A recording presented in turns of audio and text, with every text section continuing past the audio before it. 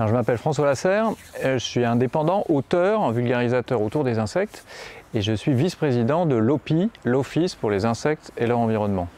Alors l'OPI, c'est une association créée en 1969, donc c'est à la fois récent dans le monde de la protection de la nature et ancien pour les jeunes. Elle fait un peu comme la Ligue pour la protection des oiseaux, sauf qu'on ne protège pas les oiseaux, mais les insectes et leur environnement. Alors j'ai fait un premier livre qui s'appelait « Toutes les bêtises sur la nature que les grands racontent aux enfants ».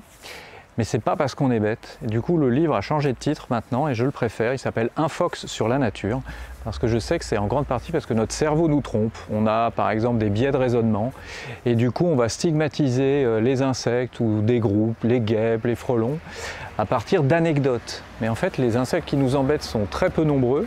Les individus qui nous embêtent sont très peu nombreux et du coup dans mes livres, j'essaye de dézinguer les idées reçues et de donner des outils d'autodéfense intellectuelle pour justement pas se faire avoir par ces infox autour des insectes.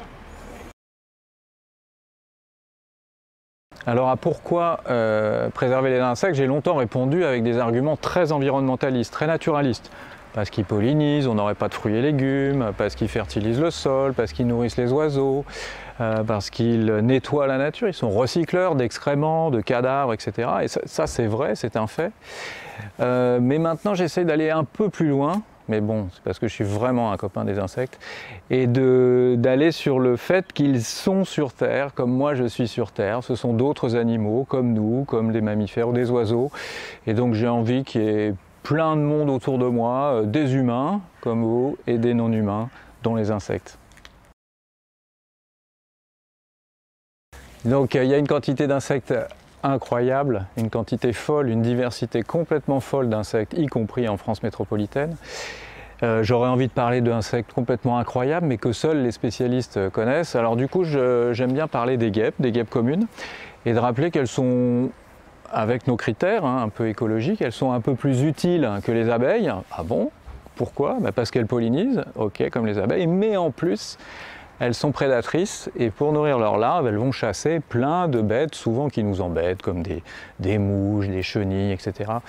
C'est un peu une provoque parce que tous les insectes ont leur place autour de nous. Mais ce qui est vrai, c'est quand on est entomologiste, quand on est insectologue, les guêpes, par exemple, représentent quelque chose de très important parce qu'un nid de guêpe, c'est un insecticide gratuit. Et en plus, elles pollinisent, elles participent à la pollinisation. Et ça, c'est des trucs qu'on peut voir en faisant des sciences participatives. Les sciences participatives, c'est quand on aide les scientifiques à avoir des informations. Et il y a un programme très facile à utiliser, il y a une appli pour ça qui s'appelle le SPIPOL, le suivi photographique des insectes pollinisateurs.